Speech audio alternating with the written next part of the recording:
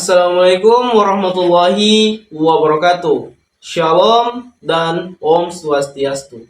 Perkenalkan, nama saya Aidul Haq dengan NIM A351-23017.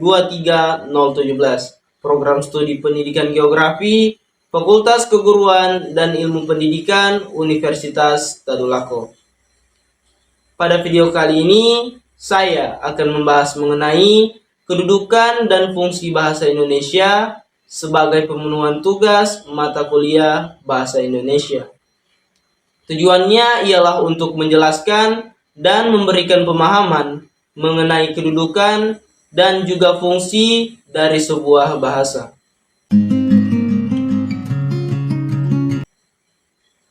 Bahasa adalah alat komunikasi sosial yang berupa sistem simbol bunyi yang dihasilkan dari ucapan manusia.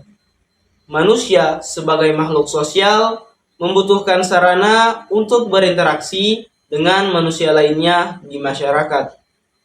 Nah, untuk kepentingan interaksi sosial itulah, maka dibutuhkan suatu wahana komunikasi yang disebut dengan bahasa.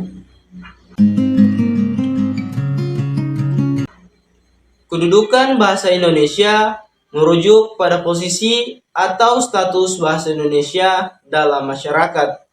Bahasa Indonesia diakui sebagai bahasa resmi dan bahasa nasional.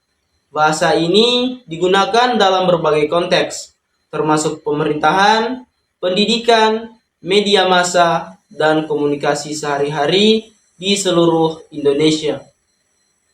Bahasa Indonesia juga diatur dalam Undang-Undang Dasar 1945 sebagai bahasa resmi negara.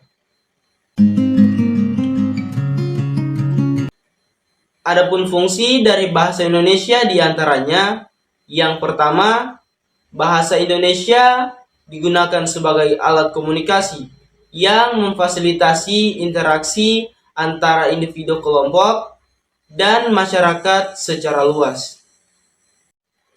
Yang kedua, bahasa Indonesia digunakan sebagai alat pemersatu bangsa yang memperkuat identitas nasional dan memupuk rasa persatuan dan kesatuan di antara seluruh warga negara Indonesia.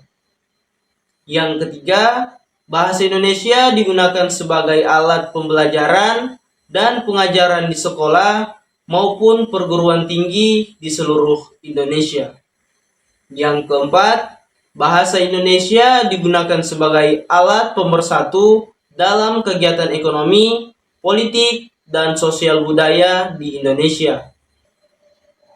Dan yang kelima, bahasa Indonesia juga digunakan sebagai alat untuk memperkenalkan Indonesia kepada dunia internasional.